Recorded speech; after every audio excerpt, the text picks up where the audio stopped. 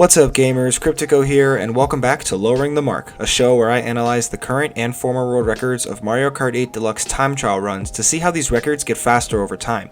We'll look at elements such as the loadout, racing lines, and mushroom usage to better understand what's bringing these times down. If you haven't already, please consider subscribing to my channel and hit the notification bell to be the first to know when my videos go live. For today's episode, we're going to take it back above the stars and look at the slower version of this run, N64 Rainbow Road at 150cc. On April 29, 2017, the world record for this run was set at 1 minute 22.345 seconds by the Japanese player Mon. A few years later, on April 13, 2021, the record was brought down to 1 minute 20.063 seconds by the American player Vincent. That's a 2.3 second difference between records and a 2.7% faster time. Our former world record holder Mon has broken 30 world records across 9 unique runs and has spent just over 200 days holding at least one world record. Our current world record holder Vincent has broken 33 records across only 2 unique runs and has spent nearly 500 days holding at least one of his 2 current world records. At pre-release, the world record was relatively close to what it is now, but it would get much faster almost immediately, mostly thanks to Japanese player Mon, who took it all the way down to 121.4 before a healthy mix of new players took it down even further. After Super Effects put up this 121.1, fellow American player San went on an unparalleled run and put up the next 34 world records by himself, dipping under 121 along the way, and taking the record all the way down to 120.566. His 785-day reign on this course is one of the top 10 longest world record reigns in the game's history, a reign that was put to an end by Themo, who would hold the record for over 230 days before Vincent came on the scene. He put up the next 27 world records, shaving barely any time off as he brought the record down closer to that elusive 119 mark. In total, the world record was broken 93 times by 12 different players. Now, these loadouts have some interesting similarities as well as differences. Mon goes with the combo of Bowser driving the Splat Buggy with the slim wheels and the Plane Glider. Vincent goes with the edgier Drive Bowser driving the Mach 8 with the Leaf Tires and the Paper Glider. About the only thing that Mon has over Vincent is a higher top speed stat, where he leads by 1 point. He and Vincent have basically the same handling stat, but Vincent is the one who grabs the important advantage in acceleration, grip, and mini-turbo stats that are required on this run due to how precise your turns need to be. More on that later. If you somehow didn't know this entire track used to only count as 1 lap in Mario Kart 64, making the time trial for this course a pretty long one. For this game though, the entire lap was conveniently split into 3 sections already, so we're just going to go off of that as we watch our racers take the course.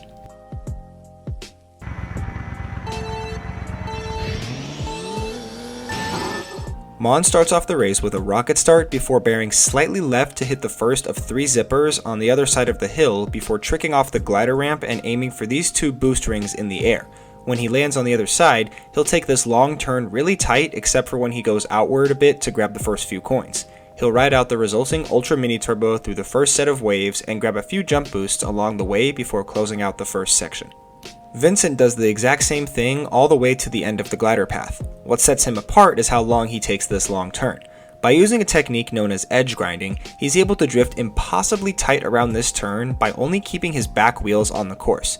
Once he comes out of that, he hits the same few jump boosts on the waves before starting a drift into the next section where he leads by 1/3 of a second going into S2. After getting that quick mini turbo around the first turn of S2, Mon follows that up with a tight super mini turbo before grabbing a few extra coins and charging up a prolonged ultra mini turbo right before the next set of waves. He'll grab a few jump boosts before hitting a quick mini turbo and using his first mushroom before the last turn of this section, and then use his second mushroom right after his super mini turbo to close out the second part of this course. Fresh off that quick mini turbo, Vincent hits the same super mini turbo around the second turn before collecting a few more coins and chaining a smaller prolonged ultra mini turbo before the next set of waves. He hits his jump boost a little differently though. After the second one, he charges up a quick mini turbo and chains 2 more quick jump boosts to that before starting one last long drift around this final turn where he'll use his first mushroom to get the ultra mini turbo going into the last section where he leads by 1 second even after outsplitting Mon by 2/3 of a second in S2. Mon comes through the S3 starting line fresh off a mushroom boost before chaining 2 quick mini turbos through the first set of turns. As he rides into the third one, he'll charge up a quick super mini turbo before using his final mushroom to gain some speed on this straight path. Once he enters the final set of turns, he'll grab one long super mini turbo before chaining that with one last mini turbo and tricking off the glider ramp. Once he's airborne, he'll glide smoothly down to the finish line to end the race. Vincent puts those edge grinding skills on full display through the first set of turns, where he too gets a normal and super mini turbo before using his second mushroom on the third turn, resulting in a prolonged ultra mini turbo. He'll hit this next long turn with more edge grinding and two super mini turbos chained to each other. To close out the race, Vincent sets himself up for a super mini turbo off the glider ramp. After using that last mushroom, he performs a motion glider maneuver to realign himself. After that, he flies on down to the finish line, where he posts a time that was just a hair under 2.3 seconds faster than Mon's former world record. So by taking tighter turns and grabbing more boosts from mini turbos, Vincent was able to put up a time that is the result of thousands of failed attempts and minimal improvements with each new world record. He might not have gotten that elusive 119, but this run is still incredible nonetheless. Let's hear a few words from him about it. What was going through your mind when you broke this world record? I felt extremely excited as I'm getting closer and closer to that sub 120. My reactions for when I got world records are usually the same for each improvement, and my hands remain shaking for at least a few minutes. Is there any specific turn that is harder to edge grind on, or is the strat just as difficult on any turn? Some turns are easier than others. The hardest ones for me are the shroom turns and the second to last turn where you have to get 2 ants. Obviously the first half of the track isn't hard with turning because of the pace lock, so after that trick section is where the run really starts in my opinion. It would be a crime if this record never got to 119, and the best known splits sum up to a time that is less than 1 frame away. Will we ever see 119? Yes, y'all will see a 119 eventually. Not gonna go for it anytime soon, but when I get the motivation to return to the track, I most certainly will go for the sub. The BKS for lap 3 can still go down a few frames, so 119 is theoretically possible. Congrats on beating this world record, and I wish you all the best on your quest for 119.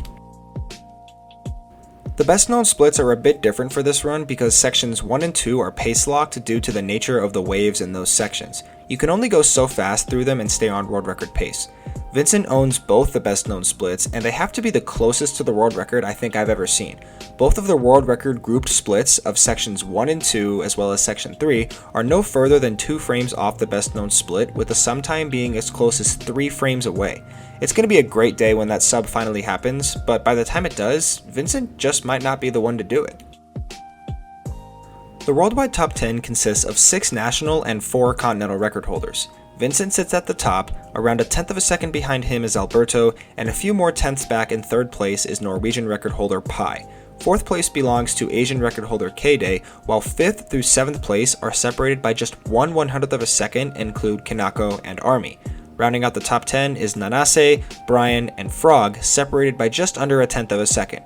I'd have to take a guess that the only competition for this world record lies at the 1 and 2 spot on this leaderboard. Vincent no doubt is the GOAT on this track, but Alberto has shown time and time again that he has the skill to top nearly any leaderboard he touches. Whoever gets the sub, a 119 on this track would no doubt be one of the more impressive time trial runs this game has ever seen. Guess we'll just have to wait and see. That's all for episode 47. Hope you found it interesting. We're getting close to the season finale, and I hope you'll stick around for it because it should be a pretty good one. If you enjoyed this video, like and share it with your friends and comment on which course you'd like me to analyze next. Don't forget to subscribe, and I'll see you guys in the next one.